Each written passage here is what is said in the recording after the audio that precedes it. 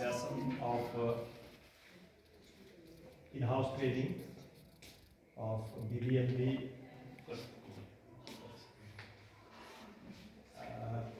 दो का student confusion रहता है। सुन लेना।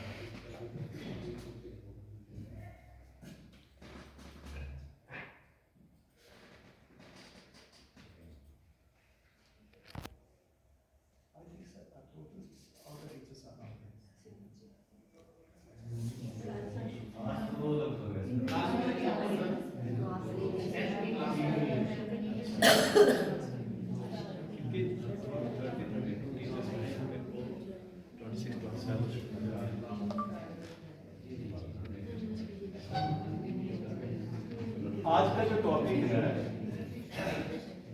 वो है educating parents about education is from the second domain. Second domain में से दो ट्रेनिंग करनी होती है इन हाउस की, एक स्टेम की है और एक जनरल की है। स्टेम में एनवायरमेंट एजुकेशन हम कर चुके हैं। आज एजुकेटिंग पेरेंट्स अबाउट एजुकेशन या कुछ और जनरिक है, कई है उसमें काउंट दो ही होंगे उसके, उसमें जनरिक में से कोई भी उठा ली जाए। फर्स्ट डोमेन हमारा कंप्लीट है, लाइफ स्किल एक ही ट्रेनिंग करवानी थी, 6 आवर्स की थी, वो भी हो चुकी है। थर्ड डोमेन में से भी हम शायद 2 ट्रेनिंग कर चुके हैं। एक मेरे ख्याल में सुबह थी और एक ट्रेनिंग कोई लाइफ स्किल तो फर्स्ट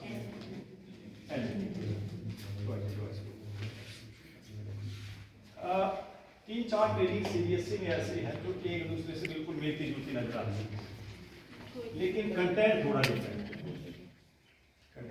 है। जैसे कि NEP the mother of all trainings, उसके ऊपर एचसीएफ 2023 वो भी सेम जैसी नजर आती है। एजुकेटिंग पेरेंट्स अबाउट एजुकेशन ये भी लगभग सेम जैसी नजर आती है। एनईपी फाउंडेशनल स्पेस 22 ये भी लगभग सेम जैसी नजर आती है, लेकिन कंटेंट में थोड़ा डिफरेंस है। ट्रेनिंग हमने एजुकेशन पॉलिसी लेटेस्ट दी थी। कोई आप बॉदर्स नहीं लेंगे, टेंशन नहीं लेंगे।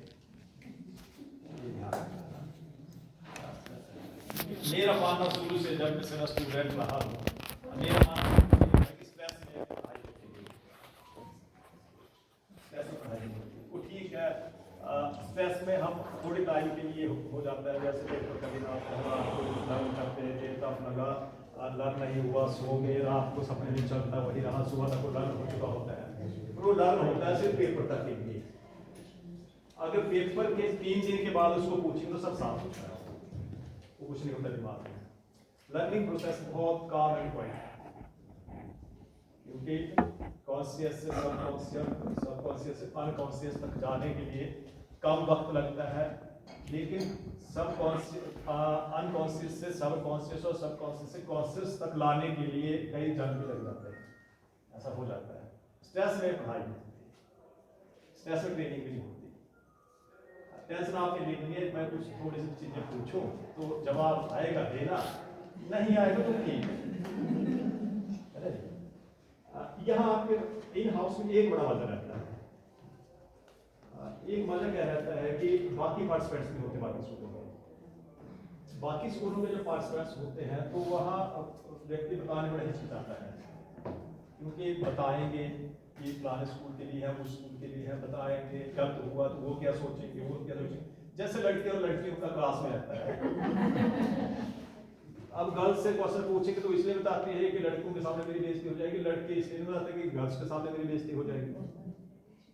ऐसा ही टीचर्स का उसी स्टेज से हम यहाँ पहुंचे। आपने मेरे को थोड़ा डिफरेंस बताया कि NEP national education policy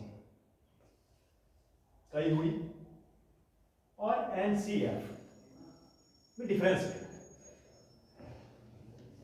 NEP हम कर चुके हैं, क्या कि उसके क्या सोचते हैं, किस लिए वो बनी है, उसके वो है। और जो एनसीएफ है वो है मेथड, उसको कैसे इम्प्लीमेंट करें। धर्म की आस्था।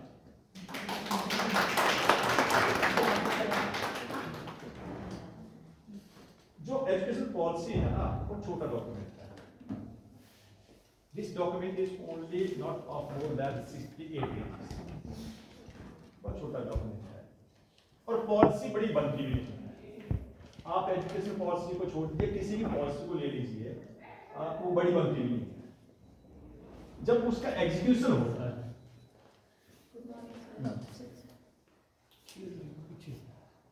जब उस पॉलिसी का एग्जीक्यूशन होता है, दैट इट बिकम्स बिग, बहुत बड़ी बनती है। कनेक्शन मैम चलेगी। हेलो, जैसे कि पार्लियामेंट एक लॉ लाती है, उसको एग्जीक्यूट किया जाता है एग्जीक्यूटिव क्लास के द्वारा, या पार्लियामेंट ने लॉ बना दिया। लॉ बहुत छोटा है। जैसे मैं आपको एक एग्जांपल देता हूं। एक निर्भय केस हुआ, याद है सबको? अब निर्भय केस जब हुआ तो सारे कैंडल लेके सड़कों पर उतरे। सड़कों पर उतरे तो पार्लियामेंट को लॉ बनाना पड़ा। पार्लियामेंट ने बड़े टेक्निकल तरीके से लॉ बना दिया कि the person who will be found guilty out of rare of the rarest, सब समझे, out of rare of the rarest will be executed। Policy कितनी हुई पार्लियामेंट में? इतनी सी पॉलिसी, उसमें 10 साल और जोड़ दी गई होंगी। अब पूरा सुप्रीम कोर्ट उस चक्कर में उलझा पड़ा है। ये जो रेयर ऑफ द रेयरेस्ट है, इसको डिफाइन कैसे किया जाए? एक जज रेयर ऑफ रेयरेस्ट को कुछ और तरीके से बोल रहा है, दूसरा कुछ और से बोल रहा है। अब किसी ने ऐसा जो इस केस में इन्वॉल्व रहा होगा, अब उसको एग्जीक्यूट करना है। अब सिंगल बेंच तो बैठेगी नहीं, सिंगल जज की ज्यादा जजेज होंगे, ज्यादा जजेज होंगे, मेजॉरिटी उसका डिसीजन देगी, है ना? तो उसको एग्जीक्यूट, उस लॉ को एग्जीक्यूट कैसे करना है? पॉलिसी है लॉ, एग्जीक्यूशन है NCF. Policy 68 69 page, NCF is approximately 638 pages. School के बैठे जो कोर मेंबर होते हैं कमेटी के, जिनको लगता है कि ये हमारी कोर कमेटी है, हम इसको थोड़ा लेके आए तो इसको एक सिस्टम बना स्कूल का कि जैसे वर्ड लिख दिया गया डिसिप्लिन, एम्पैथी, या ऐसे कुछ भी ले लीजिए आप। अब पॉलिसी क्या बनी कि there should be discipline in the school, ये तो पॉलिसी है। एग्जीक्यूशन क्या है? फिर बुलवा गए फिजिकल वाले, फिर बुलवा गए क्लास टीचर्स, ये देखिए यहाँ ऐसा होता है, वैसा होता है, क्लास से बच्चे निकलते हैं, ये लाइन में जाना चाहिए, ये लड़ते हैं, झगड़ते हैं, क्लास टीचर का ये रोल होगा, सबकी ड्यूटीज उस पर देखी। तो पॉलिसी क्या थी कि that the discipline should be in the school. Execution क्या है? All of you are involve in that, है ना? तो एनडीपी क्या है? वो जो डिसिप्लिन के बारे में बात की। एनसीएफ क्या है? जो उसको इम्प्लीमेंट, ठीक है? इतना समझा। इस ट्रेनिंग में शुरू से हम जो करेंगे वो लगभग, मैं एक बस स्टोरी से सुना देता हूँ, आपके पास हैंडआउट्स आ चुके होंगे, ठीक है जी? कहानी में सुना देता हूँ आपको, फिर कहानी सुने। कहानी मतलब जो इसमें लिखी गई है वो कोई फिक्टिशियस स्टोरी नहीं। मैंने पहले भी किसी ट्रेनिंग में ये बताया होगा कि इंडिया का जो एजुकेशन सिस्टम था वो गुरुकुलों से चला। मैंने पहले बताया गुरुकुलों से चलते चलते एनसीएफ सिस्टम था, मैनुअल में पहुंचे, सिस्टम थोड़ा बदला, क्योंकि धर्मों का पछड़ा फंसा। धर्मों में उन्होंने मकतब और मदरसा खोले इस्लामिक पीपल में।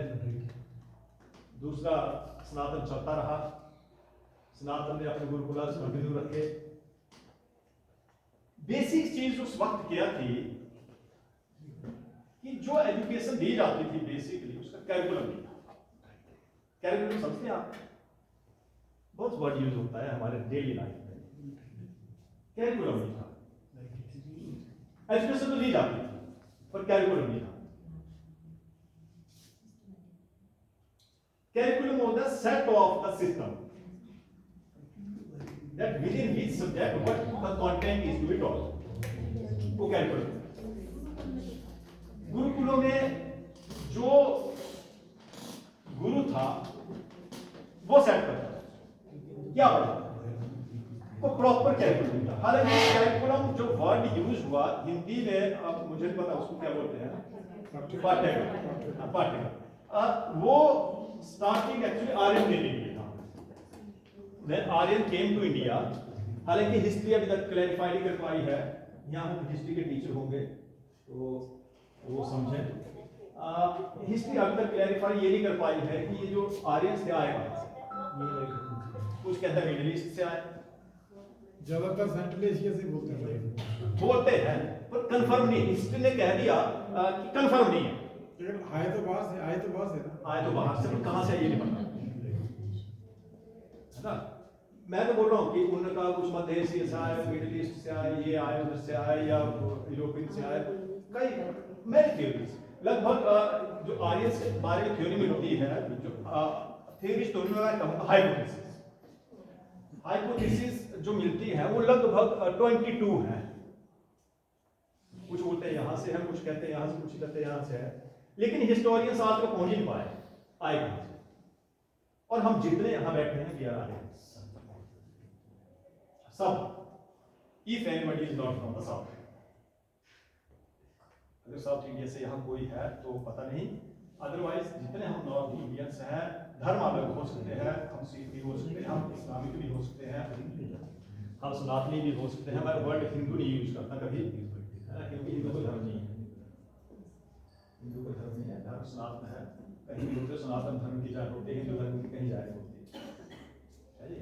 तो सनातन है, सिखिज्म है, वो धर्म बाद में ड्राइव होता है, क्योंकि धर्मों के लिए बड़ी लंबी लाइन नहीं है। आर्य लोग तो महाभारत से पहले ही आ चुके थे, क्योंकि महाभारत में भी बोला गया आर्य पुत्र, हाँ जी, लेडी थी ना, वो आर्य पुत्र बोलते थे अपने।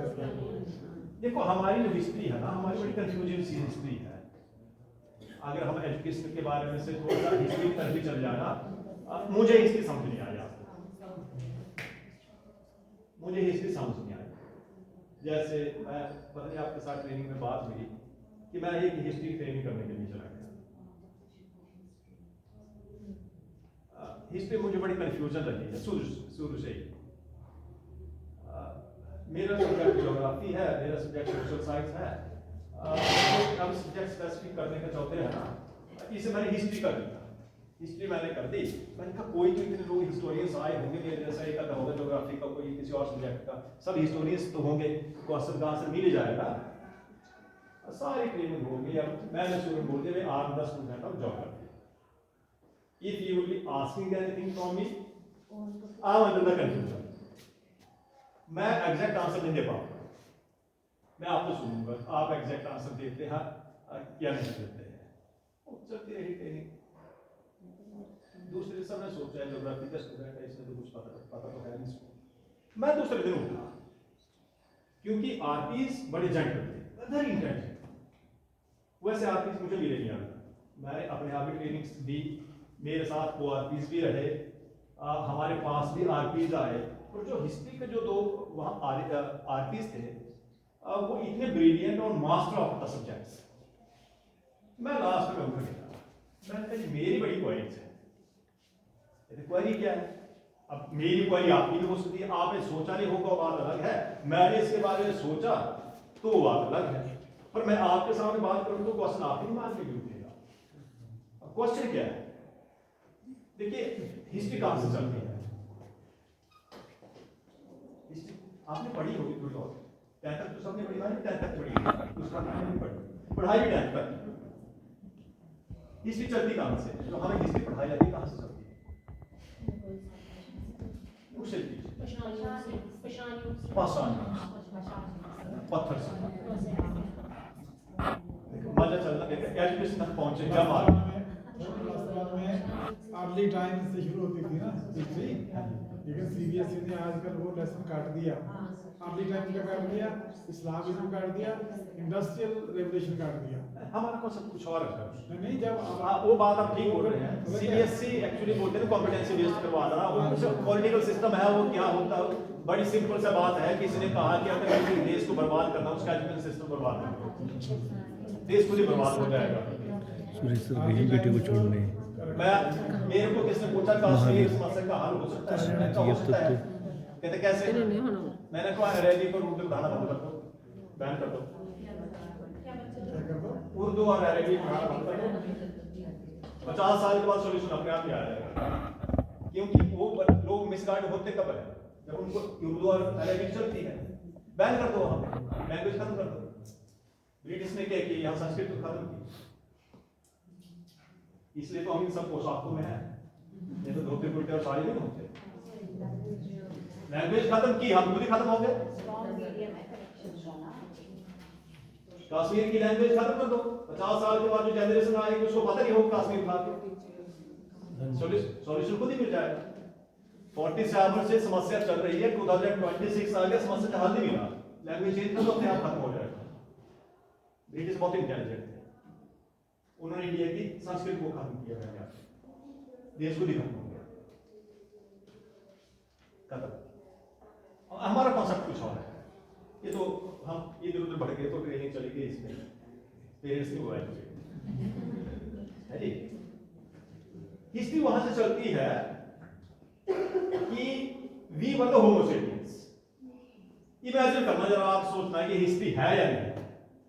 पढ़ाते हम, मैं पढ़ाता रहा, देखो 25 साल हो गए मेरे को हिस्ट्री पढ़ाते हुए, still I am under the confusion कि मैं पढ़ा, और मैं बच्चों को बोल देता हूँ बेटा जो पढ़ा रहा हूँ बुक से पढ़ा रहा हूँ, मुझे कुछ पता नहीं है इसके बारे में, क्योंकि मेरे दिमाग में बड़े कंफ्यूजन हैं। होमो सेपियन की जब इमेजिनेशन कीजिए, होमो सेपियन कैसा रहा होगा? 4 नंबर पता होगा होमो सेपियन है। आप किसी भी मेडिकल कॉलेज में जाएंगे, वहां पे जैसे आप एंट्री करेंगे, particularly if the private medical college is, तो वहां होमो सेपियंस की डिफरेंट स्टेजेस लगाई होती हैं, है ना। पहले 4 रंग में, फिर थोड़ा ऊपर, फिर थोड़ा, फिर लास्ट में खड़ा हो जाता है। देखिए आपने, वो होमो सेपियन था पहले इंसान। कब था ये नहीं पता, कब था ये पता नहीं, क्योंकि एंशिएंट हिस्ट्री हमें क्या पढ़ाती है कि होमो सेपियन था, फिर एक्सीडेंटली गिली के नहीं आग का आविष्कार हो, कच्चा खाता था पहले, everything was being eaten in the rock. ये पढ़ाया, चाहे वो बेर थे, चाहे वो कंदमूल थे, चाहे वो फ्रूट्स थे, चाहे वो कच्चा मीट था, जो भी था कच्चा खाता था।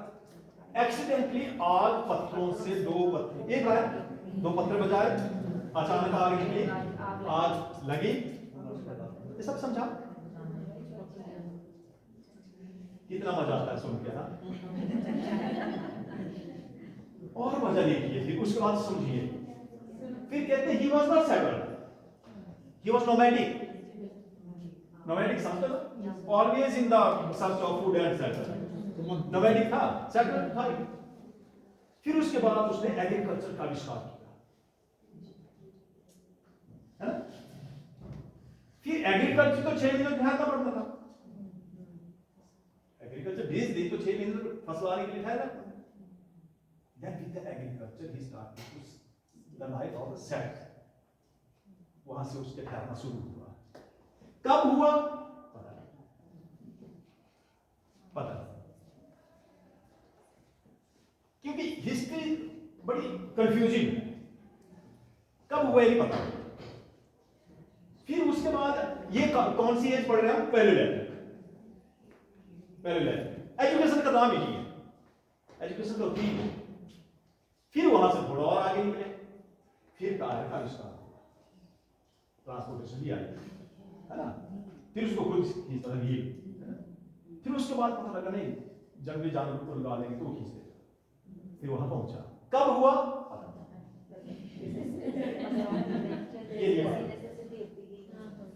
क्यों पता नहीं है, उसके ऊपर मैं पहुंचते हैं धीरे धीरे एजुकेशन तक पहुंचेंगे हम आगे। कितना लंबा सफर है, मजे है ना। फिर उसके बाद क्या पढ़ाया गया हमें, अभी है हिस्ट्री खत्म। फिर कहा मोहनजोदाड़ो और हड़प्पन सिविलाइजेशन। अरे भाई मोहनजोदाड़ो हड़प्पन सिविलाइजेशन हुई लगभग 4000 साल पहले, और उसमें तो सीधा बताया गया everything was the settle, planning थी, ग्रीनरीज भी थी, बिल्डिंग घाट्स भी थे, कंस्ट्रक्शन प्लान थी, लीनियर सिस्टम था, ड्रेनेज सिस्टम था। एग्रीकल्चर के बाद पढ़ने के बाद सीधा पहुंच गया। बीच की हिस्ट्री कहां है, बीच की हिस्ट्री कहां है पता नहीं। पर फिर हम चले जाते हैं अपने एपिक्स के ऊपर, तो पता लगता है भगवान राम और जो आपके कहते हैं ना 236 after rating, after rating carbon dating 236 carbon 14 से जो है वो ये कार्बन, उससे पता लगा कि भगवान राम लगभग एग्जैक्ट डेट उसकी भी नहीं है, वो कार्बन डेटिंग ने बताया कि लगभग 10,000 साल पहले भगवान राम हुए। ठीक, भगवान राम अगर 10,000 साल पहले हुए तो वहां तो देखा जा रहा है कि एवरीथिंग वाज प्लान। हमें पढ़ाया गया पहला मेटल कॉपर था, और राजा दशरथ सोने का मुकुट पहनते हैं, लंका सोने की, तो कॉपर कब था भाई, कॉपर कब था, पहला मेटल अगर आविष्कार हुआ था वो तो कब था, तो पता है पता नहीं। अब ये क्वेश्चन मैंने उस हिस्ट्री की वर्कशॉप में पूछे, आंसर क्या मिला मुझे, आंसर वाज वेरी इंटरेस्टिंग। मुझे जो एक मैडम थे, she was retired, both of the artist were retired, उन्होंने कहा सर आपका दिमाग बहुत चलता है और आपकी बड़ी डीप थिंकिंग है, मैं आपको एक सलाह दूंगी। मैंने कहा मैम आपकी सलाह मांगने के लिए ही तो मैंने रजिस्टर की है, कहाँ सुंदरनगर, कहाँ शिमला, और शिमला में न्यू शिमला के 4था सेक्टर नीचे जाके खड़े, वहां स्कूल। मैं इतने दूर इसलिए आया कि मेरे क्वेश्चन का आंसर मिल जाए। क्वेश्चन क्या है कि ये सब हुआ क्या, बीच की हिस्ट्री है कहानी से, हम जो पढ़ा रहे हो वो जुगाड़ तो नहीं चल रहा है, क्या जुगाड़ है, क्योंकि माना तो हम कर नहीं सकते। अब ऐसा बोलेंगे कि भगवान राम एक स्टोरी है, तो दीपावली तो अभी मना रहे हैं, तो क्यों मनाते हैं दीपावली को, दीपावली तो आज तक चल रही है, और इन लीव ऑफ दैट ही चल रही है, टीटीसीएस तो कुछ नहीं चल रहा है, क्योंकि उसको तो डेट निकाली जाती है, अमावस्या आती है, और अमावस्या के दिन होती है दिवाली, तो अमावस्या उस टाइम भी रही होगी। मुझे आंसर क्या मिलता है, these queries you will get the answer. I'm suggesting you that do post graduation in history. मैं माथा मारा ऐसे सामने, मैंने कहा क्या बोल रहे हैं, all historians are sitting over here, some are post graduate, some are MPhil, some maybe a PhD, और आप में से कुछ ऐसे भी हो सकते हैं जिन्होंने बुक्स भी लिख दी गई होंगी, आप आंसर दे नहीं पा रहे हैं। मैं 2 साल और बर्बाद कर हिस्ट्री पोस्ट ग्रेजुएशन करने के लिए, आंसर तो मुझे तब भी नहीं मिल रहा जब आप इतने इंटेलिजेंट यहां बैठे हैं। ठीक, अब मेरी बात से सहमत है, आपको आंसर मिले तो मैं अगली ट्रेनिंग में आऊंगा जरूर। मुझे तो नहीं मिला, मैं फर्स्ट से लेकर, फर्स्ट में हिस्ट्री थी, 6th ऑनवर्ड्स हिस्ट्री लगता है सब्जेक्ट, मैंने 10th तक पढ़ी, उसके बाद मैंने हिस्ट्री नहीं पढ़ी। कॉम्पिटिटिव पॉइंट ऑफ व्यू से मैंने पढ़ी हिस्ट्री नो डाउट, पर एज एन एकेडमी मैंने नहीं पढ़ी। और पिछले 25 सालों से मैं हिस्ट्री सब्जेक्ट पढ़ा रहा, मुझे आसान। इसके लिए मैंने वो वर्कशॉप अटेंड की, जबकि मेरे को फिजिबल नहीं थी, मेरे को तो ज्योग्राफी और सोशल की करनी चाहिए थी, पर मैंने सब्जेक्ट स्पेसिफिक हिस्ट्री में की, आंसर मुझे वहां मिला। सर मैं इस बारे में कुछ बोलूं? बिल्कुल मैम। सर इसके अंदर जहाँ तक मुझे समझ आता है, जहाँ तक मुझे समझ आता है कि हिस्ट्री की जो हमारा, क्योंकि हिस्ट्री के लिए जो बुक में एंट्री हुई उसके लिए हमारे को कुछ प्रूफ चाहिए। जो हमारा होमो सेपियन वाला कॉन्सेप्ट है वो डार्विन का कॉन्सेप्ट है एवोल्यूशन ऑफ द लाइफ का, और उसके थ्रू जो है वो एवोल्यूशन का मिला, उसमें भी हमें स्पेसिमेंस मिले हैं, हमें स्कल्स मिले हैं, हमें वो चीज़ें मिली हैं जो कि वो हमारे को उस फॉसिल्स के अंदर भी लिंक गायब है, 2-3 लिंक्स हमें नहीं मिले हैं जो कि एकदम ड्रास्टिक हमारा जो है वो चेंज दिखाया है। जो चीज़ें बुक्स में आएंगी वो हमारे को प्रूफ चाहिए, तो प्रूफ के वजह से हिस्ट्री जो बुक में डाली गई वो नहीं हुई। हमारी बहुत सारा लिटरेचर जो है वो जला दिया गया अंग्रेजों द्वारा, ताकि हमारे को वो लिंक रहे ही ना, और हमारा जो रिच कल्चर बैक में रहा वो हिस्ट्री की फॉर्म में होगा, डेफिनेटली होगा। जो नालंदा को जलाया गया, जो तक्षशिला को जलाया गया, उसके अंदर वो हिस्ट्री की फॉर्म में डेफिनेटली कुछ ना कुछ होगा जिसको कि जला दिया गया, ताकि हमारे लिए वो मिथोलॉजी हो जाए, मिथ्स बन जाए, यानी कि हमारे लिए वो है नहीं, हमारे लिए मिथिकल है, ख्वाबों में ही है, तो वो हिस्ट्री की मिथोलॉजी बन गई।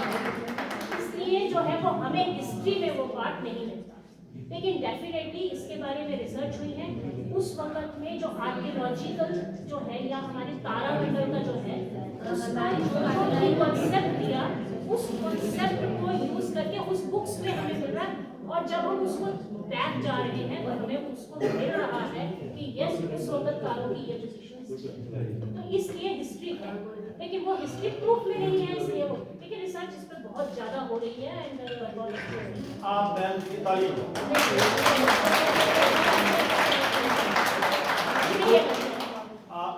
लिसनर और पैसिव लिसनर होना बहुत इजी है, बीच में बोलना बहुत कठिन है। मैम जो बोल रहे हैं वो एग्जैक्टली हो भी सकता है और एग्जैक्टली नहीं भी हो सकता है। जैसे मैंने रिसर्च के बारे में कहा, वो रिसर्च तो चली है, इसमें कोई दो राय नहीं है। आप यूट्यूब पे जाए, द्वारिका की आपको हिस्ट्री उस पे डॉक्यूमेंट्री अवेलेबल है, वो रिसर्च चली है, वो रिसर्च चली है, राम सेतु पे रिसर्च चल रही है, बड़ा सब कुछ चल रहा है।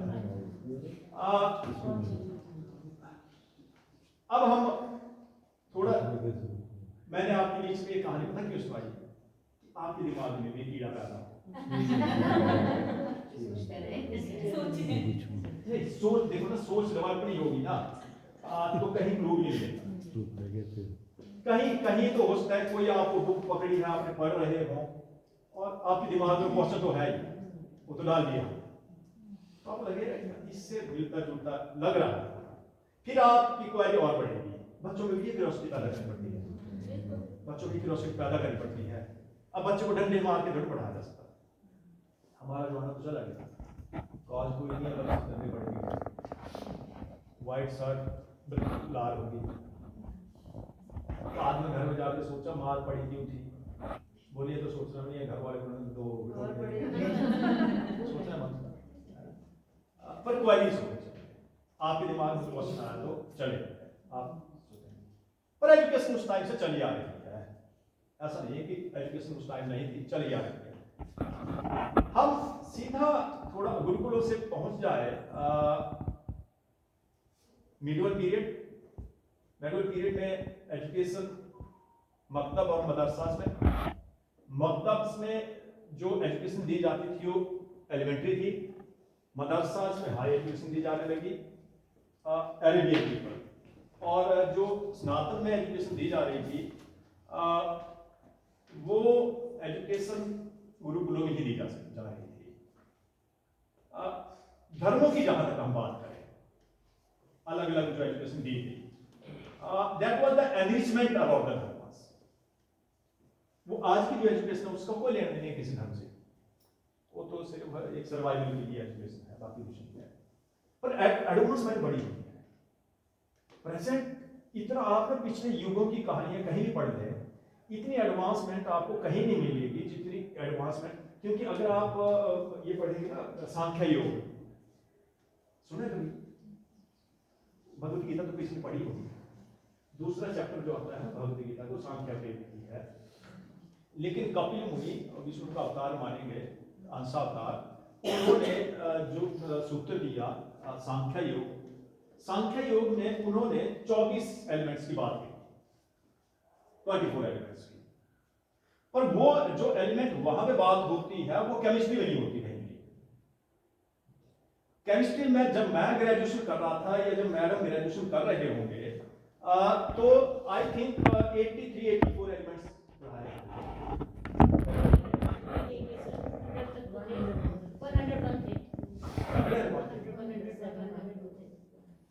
यूरेनियम वगैरह सब था सर। अब कितने? अब 123 के करीब। अब देखिए कितने, कब की मैंने आपने ग्रेजुएशन? मैंने ग्रेजुएशन किया 92 में। 92 में मैम ने ग्रेजुएशन की, और 26 तक अगर मैम ये कह रहे हैं कि 103 जब हमारे टाइम में था तब 101-102 के करीब थे। हम 102 मान लेते हैं, 111 भी था, 102 भी था। हम मान लेते हैं कि 102 थे। अब कितने हैं? सर अभी 123 तो मुझे पता है, वैसे मतलब 21 एलिमेंट्स और खोज हो गई 92 से लेकर 26 तक, 34 इयर्स। और जो मैम 102 एलिमेंट्स की बात कर रहे हैं, वो एलिमेंट्स कब से खोज चल रही थी, कब से चल रही थी, और इतने सदियों, सेंचुरीज से वहां तक पहुंचे। लेकिन हमारे अभी जो एआई की हम बात कर रहे हैं ना, एआई जो पिछले 200 सालों को और अगले 200 इयर्स में क्या होने वाला एआई कैलकुलेट कर चुकी है, एडवांसमेंट चली है। इसलिए तो कल बोला, कल का मतलब है पुर्जे, है ना, पुर्जों पे चलना, मशीनों पे चलना, वो कलयुग। हम उसको होते हैं कलयुग, वो जो फिक्टिशियस विचार है ना, कलयुग एक कोर्स है ना, वो ये कल तो एक पुर्जों को कहते हैं, मशीनों को कहते हैं।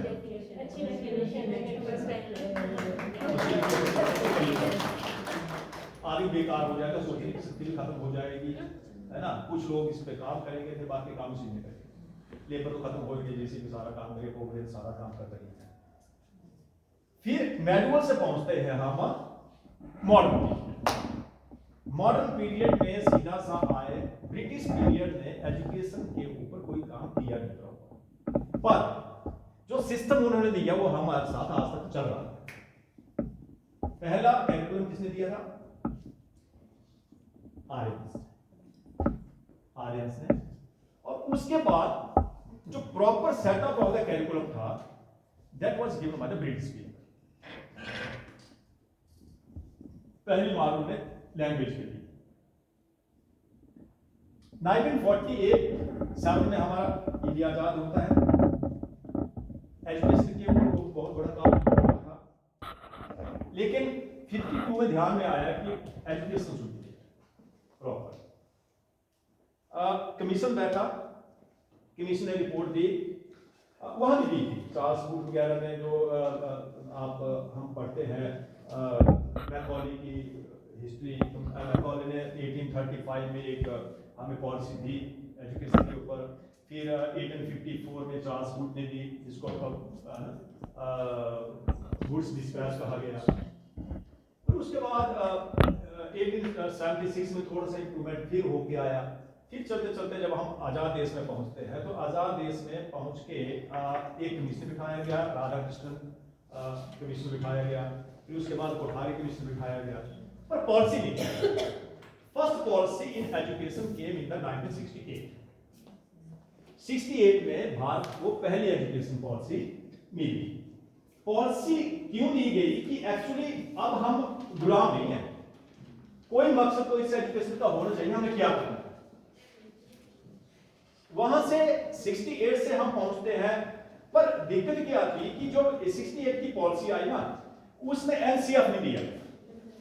एनसीएफ आया 1975, पहला NCF, national curriculum framework. Policy तो दे दी, अब एनसीएफ नहीं बना तो एग्जीक्यूशन ऑफ द पॉलिसी नहीं हुआ।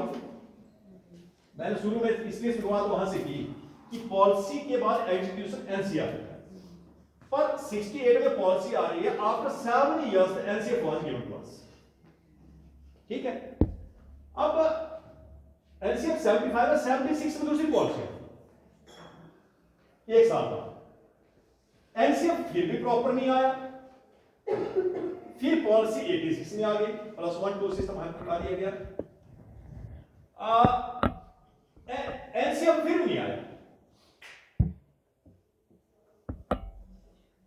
हम सोच रहे हैं कि भारत विश्व गुरु बनेगा, बन जाएगा, सोचते हैं धीरे धीरे लास्ट में पहुंचेंगे विश्व गुरु कि बन जाएंगे कि नहीं बनेंगे। फिर वहां से 92 में पहुंचे, 92 में पता लगा अमेंडमेंट कर दी गई पॉलिसी में, कुछ चीजें रेलेवेंट नहीं थी, तो एक कमीशन फिर उठाया गया, उसने रिपोर्ट दी, पॉलिसी बनाई, 92 में उसमें अमेंडमेंट की और 1995 में उसके बेस के ऊपर एनसीएफ आया। 95 में आया, 95 के बाद 2000 में अगला एनसीएफ आया और 2005 में एनसीएफ चेंज कर दिया गया जिसमें सीसीई डाल दिया गया। हालांकि सीसीई 1986 की पॉलिसी में भी था, ठीक है, वहां से चले फिर हम पहुंच जाते हैं एनसीएफ 2005 के बाद सीधा आकर पॉलिसी 2020 एनसीएफ को 2 हिस्सों बांट दिया गया, फाउंडेशनल स्टेज कर दी गई अलग, अब वो पिछली एक ट्रेनिंग में कर चुके हैं, और दूसरा कर दिया गया NCF 2023 that is the school ed. अब आप जाइए अपने हैंड आउट फर्स्ट एड, कहानी मैंने सुना दिया आपको, मैं थोड़ा सा और बता देता हूं, वैसे किया है हमने पिछली ट्रेनिंग्स में कि पहले एजुकेशन सिस्टम था क्या 10 इयर्स, शुरू का एजुकेशन सिस्टम क्या था 10 इयर्स क्या था, आपने मैट्रिक फर्स्ट में एडमिशन ली, आपने मैट्रिक की, आप एम्प्लॉयमेंट ऑफिस गए, मेरा नाम रजिस्टर कीजिए, उन्होंने उसी टाइम आपके पास अपॉइंटमेंट लेटर पहुंचा दिए, आप जाइए स्कूल में ज्वाइन कीजिए।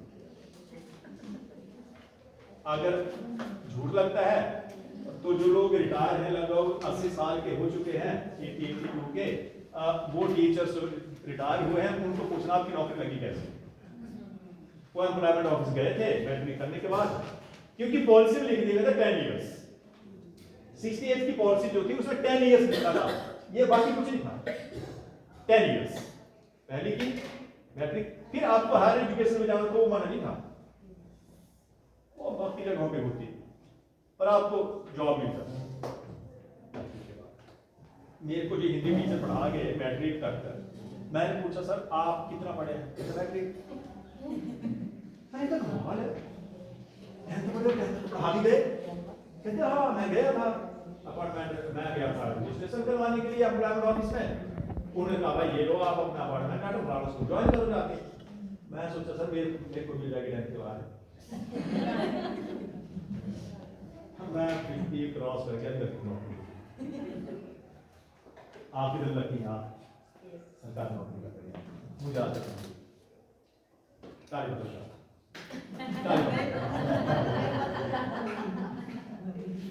नहीं 86 की पॉलिसी में सिस्टम दिया गया 10+2+3, 2 साल हो जुड़े गए, ग्रेजुएशन के 3 साल और हो गए, फिर इस पॉलिसी में 5+3+3+4 वो बात हम कर चुके हैं, ठीक है जी। अब आप जाइए हैंडआउट में, उसमें कुछ क्वेश्चन लिखिए, जो आप पढ़े के पढ़ने की जरूरत नहीं, मैंने सवाल ही समझा, फिर भी लगे आपको कोई क्वेरी हो तो आप पढ़ें। सेकंड डोमेन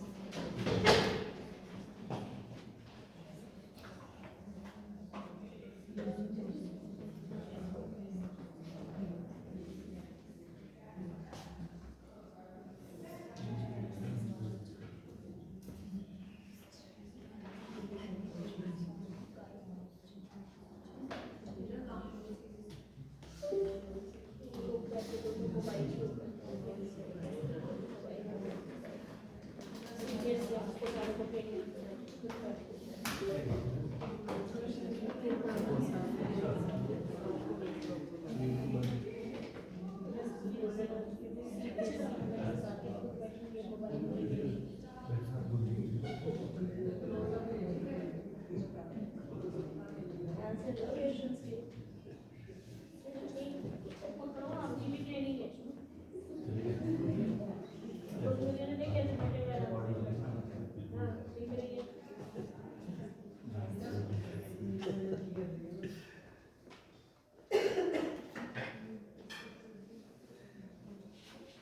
जो लोग ना विश्वास रखते हैं में दीप बोतल गाने के सांख्य योग जरूर पढ़ेगा। सांख्य योग कपिल मुनि जी ने लिखा था, बहुत ज्यादा सूत्र नहीं है उसमें। मैंने जब शुरुआत की थी उसको पढ़ने का, पहला सूत्र जब मैंने पढ़ा तो कभी मेरे को पहला सूत्र समझ नहीं आया। एक एक श्लोक है, श्लोक भी कितना ऐसे चले तो एक लाइन भी पूरी नहीं, आधी लाइन है सूत्र सांख्य योग। 3 दिन में कंफ्यूज रहा, तीसरे दिन मुझे उसका समझ आने लगा, फिर मेरा इंटरेस्ट बना उसमें, फिर मैंने सांख्य योग को पूरा पढ़ा। बड़ी अद्भुत रचना है कपिल मुनि की, बड़ी अद्भुत। 6 योग है हमारे सनातन में, टोटल 9 फिलॉसफीज है, टोटल 9 है। उसमें जैनिज्म का एक है, एक बुद्धिज्म का है और एक योगा है, टोटल फिलॉसफी। सांख्य योग जरूर धर्म की नजर से नहीं, नॉलेज की नजर से मिलेगा। कहाँ आपको प्रश्न मिलेगा, मिलेगा कहाँ? मिलेगा अगर आप इजिएस्ट बताता होगा आपको। सांख्य कुछ हरिद्वार है ना, सांख्य कुछ हरिद्वार आचार्य श्री राम जी ने उसको बड़ा सिंपलीफाई किया है। एक बात से मेरे गुरु जी का मेरे स्पिरिचुअल उन्होंने बड़ा सिंपलीफाई किया उसको। एक्चुअली सांख्य योग आप पढ़ने को समझ नहीं आएगा, उन्होंने काफी सिंपलीफाई किया उसको, और बड़ा छोटा सा है, बहुत बड़ा बुक नहीं है। एक मंगवाएंगे आप तो एक में दोनों मिल जाएंगे, आपको योग दर्शन भी मिल जाएगा और सांख्य दर्शन भी मिल जाएगा, दोनों एक में मिल जाएंगे आपको। लाइफ पढ़ेगी, बड़ी अद्भुत है।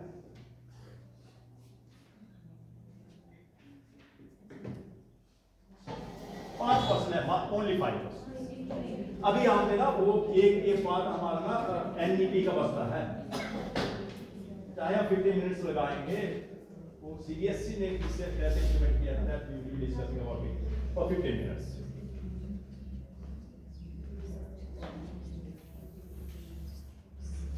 आज की ट्रेनिंग हमारे 4 हिस्सों पढ़ी है। Paradigm shift in education, assessment reforms, then know your child, KYC, और लास्ट में आता है करियर काउंसलिंग। करियर काउंसलिंग का जो डोमेन है उसको हम थर्ड में कंप्लीट कर लेंगे। बाकी आपको लगेगा कि करियर काउंसलिंग का आपको मटेरियल मिलना चाहिए कि क्या क्या करियर है, तो उसका मैं यहाँ पे एक पेज छोड़ जाऊँगा, 2 पेज, क्योंकि वो बताने की जरूरत नहीं है, उसको आप देख लेंगे तो कि कौन सा सब्जेक्ट से कौन सा करियर बनता है, वो एक नया छोड़ जाऊँगा, आप देख सकते हैं बाद में। बाकी तीसरे मैं इसको कंप्लीट करवाऊंगा।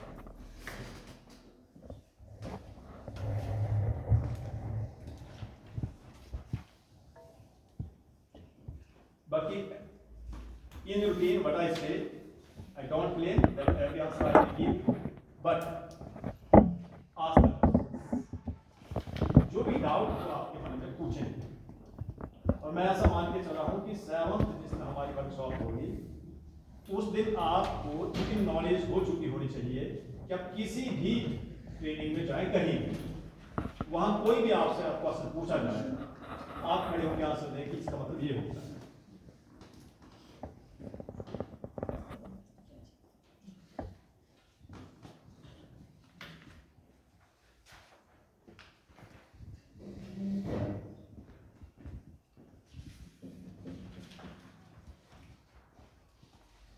मैंने आपको जो ये हैंड आउट दिया वो छोटा दिया है, हैंड आउट कुछ बड़ा है इसका।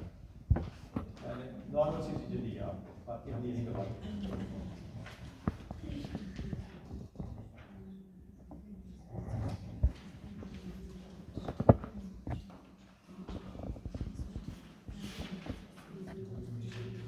पहले क्वेश्चन पे चले हम, ऐसे पूछते हैं, है ना, क्योंकि आप बड़े आनंद से करते हैं, टाइम की मैं करना चाहता हूँ, इसलिए मैं बहुत कम कम करवाता हूँ। कल मैं भी एक वर्कशॉप में था, बीइंग ए पार्टिसिपेंट, SCF 23, उसमें बड़ा आनंद आया, क्योंकि उसमें चुप बैठने वाला कोई नहीं था। एक क्वेश्चन पूछते थे और आंसर्स की बम्बार्डमेंट।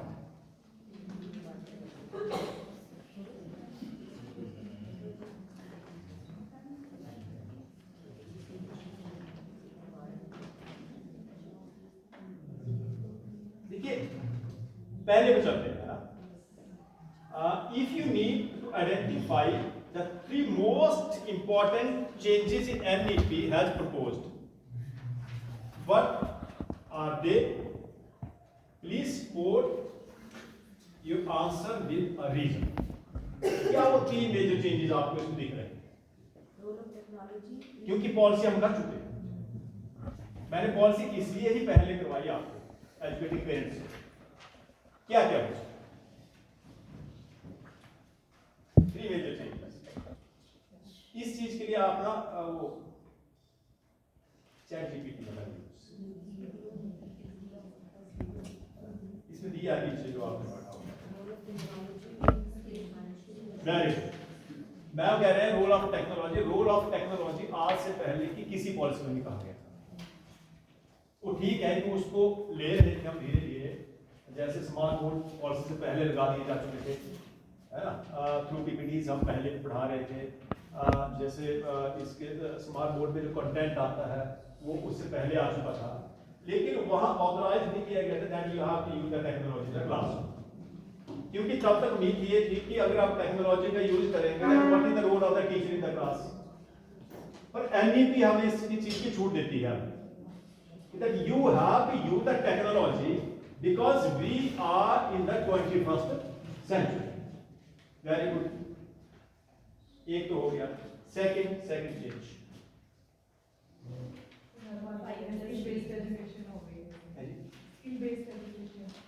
उससे भी बड़ा है।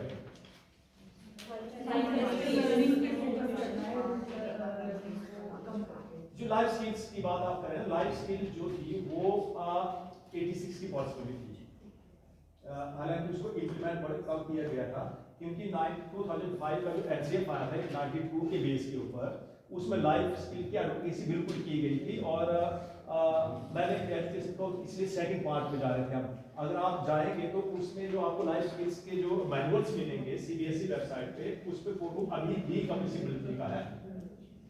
कपिल सिब्बल जी का फोटो लगने का मतलब ये है कि life skill on the basis of the 2005 NCF it was implemented. Equity in education. Very good. ये नहीं है। और तीसरा बड़ा मेजर पार्ट है, हाँ वो भी ले सकते हैं। एक और बड़ा मेजर जो आज की ट्रेनिंग है, पेरेंट्स का रोल नहीं था पहले। The role of the parents is specified in this policy. Role of parents. ठीक है, 5+3+3+4 वो भी एक चेंज है, वो भी बड़ा इंपॉर्टेंट चीज है, मेजर चेंज है, क्योंकि किसी ने सोचा ही नहीं कि न्यूरोसाइंस कहते हैं कि 85% of the mind is developed before the age of the 3 years। उसके ऊपर काम ही नहीं हुआ आज तक, और न्यूरोसाइंस के रिपोर्ट्स के बाद इस पॉलिसी को बनाया है, वो भी एक चेंज है। और भी बहुत से चेंजेस है, आपसे ये नहीं पूछेंगे।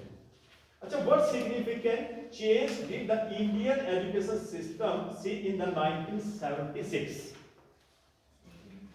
दिए गया है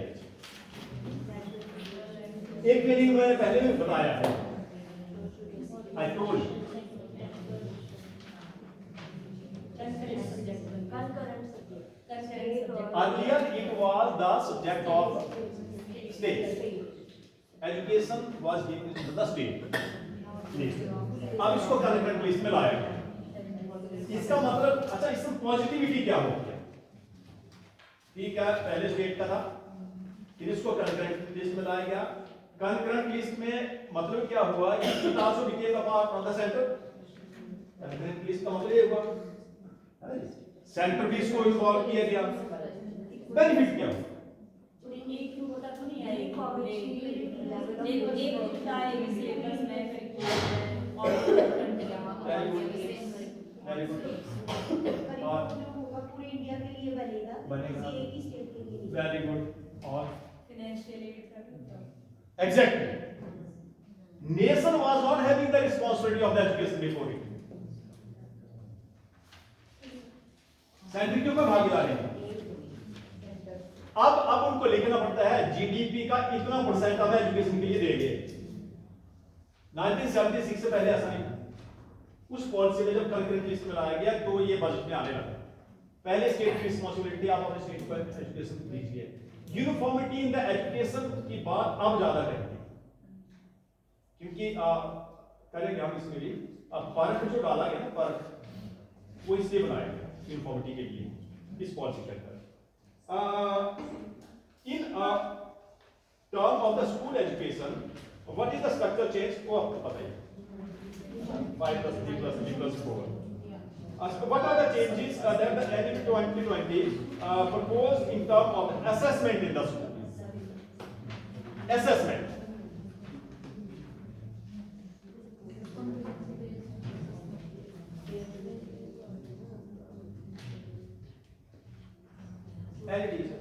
Assessment. ये फोर्थ क्वेश्चन है। ये तो रोड लर्निंग से conceptual understanding and investigation। Very sir good. इसमें हॉलिस्टिक प्रोग्रेस कार्ड की बात की गई है। HPC, कल मेरे को एक सज्जन मिले, मैं आपको इस बात आती थे, तो कहते हॉलिस्टिक प्रोग्रेस कार्ड का ट्रेनिंग करने के लिए, क्योंकि या तक ERP के अंदर जो सोर्स पर्सन है उनके लिए, तो मैंने तो जानकर रजिस्टर भी किया, गाजियाबाद में था, दूर में जाना उसका नहीं था, और वो सज्जन चले गए।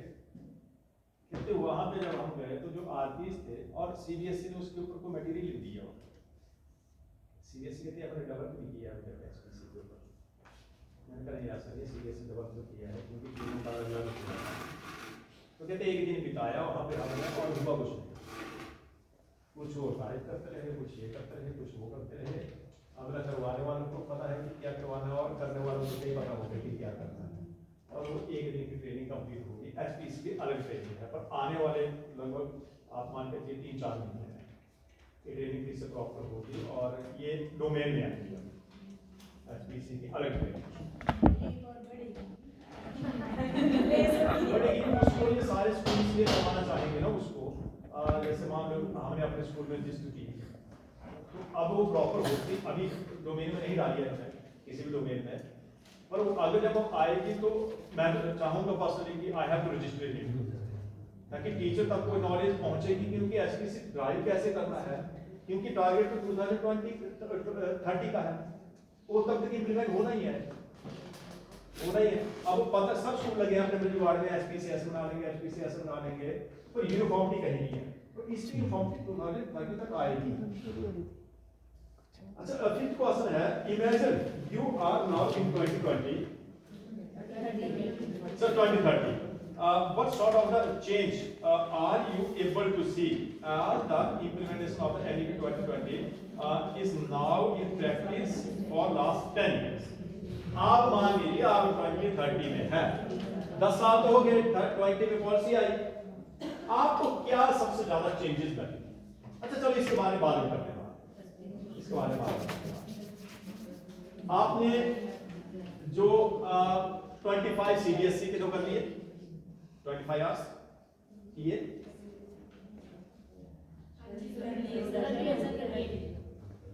और 5 ट्रेनिंग इन हाउस के लिए है, एक ही साल हुआ, एक ही साल हुआ। आप जरा आंखें बंद करके सोचिए कि कि 1 साल से पहले आपको क्या पता नहीं था जो अब आपको 1 साल के बाद ये पता है।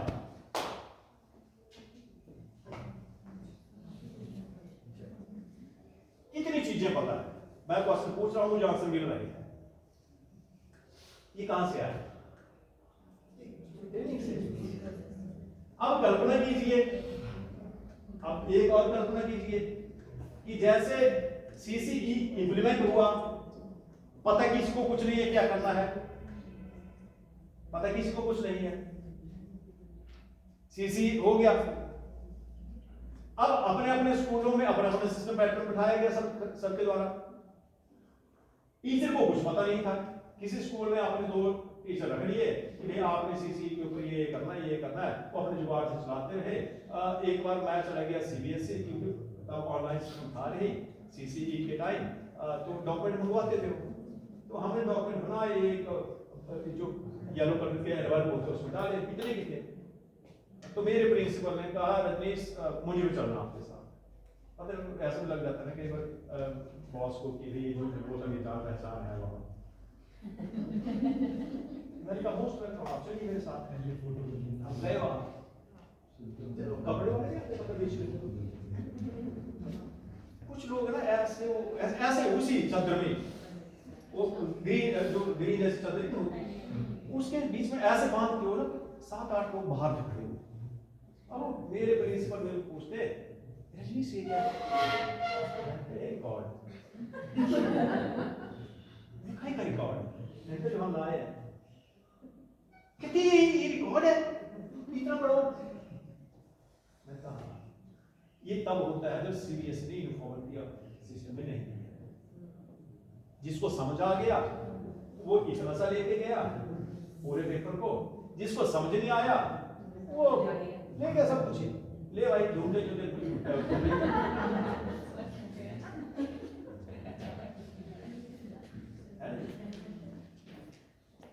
आई मीन टू से कि 1 साल में जो एक टीचर्स की डेवलपमेंट हुई